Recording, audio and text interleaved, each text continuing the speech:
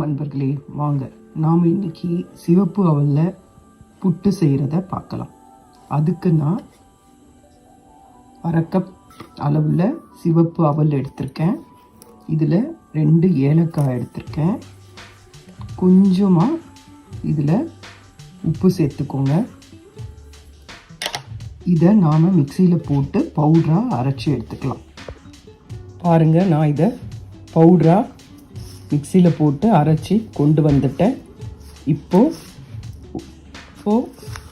1/2 cup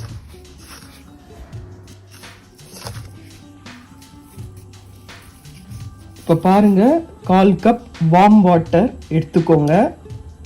நான் 1/2 cup extra எடுத்துருக்கேன். ஏன்னா தேவைன்னா நம்ம எடுத்துக்கலாம்.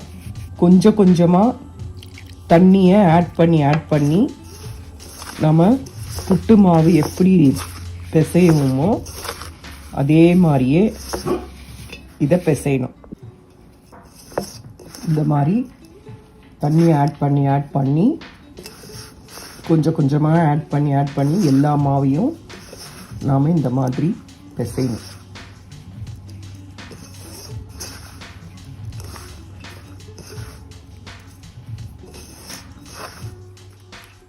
அப்புறம் பிடிச்சா பார்த்து இன்னும் கொஞ்சம் தண்ணி தெளித்து நாம் உதிர்த்து விடலாம். இந்த மாதிரி பண்ணிவிட்டு ஒரு 10 நிமிஷம் அப்படியே இதை ஊற வைங்க. ஊற வச்சுட்டு அதுக்கப்புறம் வாங்க பார்க்கலாம்.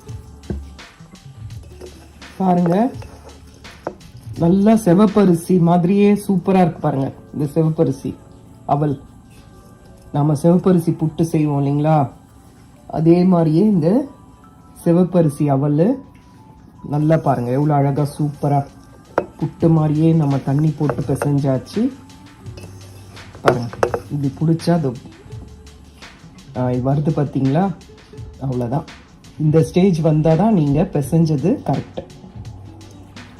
இதை நீங்கள் ஒரு 10 நிமிஷம் ஊற போடுங்க. 10 நிமிஷம் இது ஊறினோடனே நாம் இதை ஸ்டீமரில் வச்சு 10 to 15 மினிட்ஸில் ரெடி ஆகிடும். நீங்கள் கேஸ் ஆஃப் பண்ணிடலாம். இப்போ நான் உங்களுக்கு இது 10 மினிட்ஸ் கழித்து நான் ஸ்டீமரில் வச்ச பிறகு உங்களுக்கு காட்டுறேன். ஸ்டீமரில் வைக்கணுன்றது உங்களுக்கு தேவையில்லை, ஏன்னா நீங்களே அந்த இட்லி குண்டானில் கிளாத்தில் இதை வச்சு வேக வைக்கிறது தான். அதே மாதிரி தான் நான் வேக வைக்க போகிறேன். வேக வச்ச பிறகு வாங்க காட்டுறேன் உங்களுக்கு எப்படி பண்ணலான்னு சொல்லிட்டு. இதை பட் ஆனால் 10 நிமிஷம் ஊற வைங்க, அப்படியே பண்ணிடாதீங்க உடனே. கரெக்டாக வார்ம் வாட்டர் 1/2 கப் அவலுக்கு 1/4 கப் வாட்டர் கரெக்டாக யூஸ் ஆகுதுங்க. அதே குவான்டிட்டிலேயே நீங்கள் மொத்தமாக ஊற்றிடாதீங்க, கொஞ்சம் கொஞ்சமாக ஆட் பண்ணி தான் செய்யணும். அந்த 1/4 கப்பையும் உடனே ஊற்றிடாதீங்க, அதையே கொஞ்சம் கொஞ்சமாக ஆட் பண்ணி செய்யணும். 1/2 கப்புக்கு 1/4 கப் வாட்டர் நல்லா வரும். இதே மாதிரி நல்லா உதிரியாக பளபளன்னு வரும். இந்த மாதிரி மாவை பிசைஞ்சிக்கோங்க. வாங்க பார்க்கலாம். இப்போ பாருங்கள், நான் இட்லி பாத்திரத்தில் இந்த பிளேட்டில் மஸ்லின் கிளாத்தில் நான் அந்த தண்ணி விட்டு பிசைஞ்சு வச்ச அவலை நான் ஆவி கட்டுறேன். 10 to 15 மினிட்ஸ் தான், அதுக்கு மேலே ஆவி கட்ட தேவையில்லை. அது வரைக்கும் இதை வேக வைங்க. இதை கிளாத்தை போட்டு க்ளோஸ் பண்ணிவிட்டு வேக வைங்க. 15 மினிட்ஸில் வேக வச்சு எடுத்துக்கோங்க. பாருங்கள், வேக வச்ச சிவப்பு அவல் அதை எடுத்து இப்படி உதிர்த்து விட்டாச்சு. 15 மினிட்ஸில் நல்லா வெந்துருச்சு.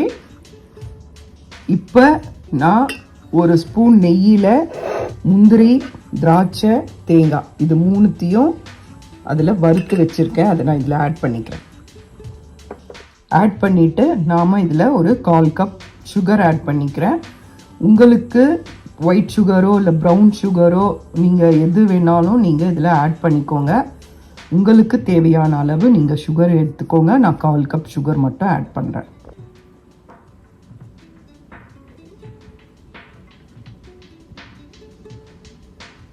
இந்த சிவப்பு அரிசி அவலில் புட்டு செஞ்சு சாப்பிட்டா ரொம்ப ரொம்ப உடம்புக்கு ஹெல்த்தி, குழந்தைங்களுக்கெல்லாம் ரொம்ப நல்லது.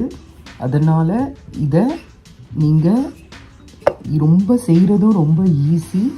அதனால் இதில் முந்திரி, திராட்சை தேங்காய் எல்லாம் நெய்யில் போட்டு வறுத்து இதில் போடுறனால இதனோட டேஸ்ட்டு ரொம்ப சுவையாக இருக்கும், நல்ல வாசமாக இருக்கும்.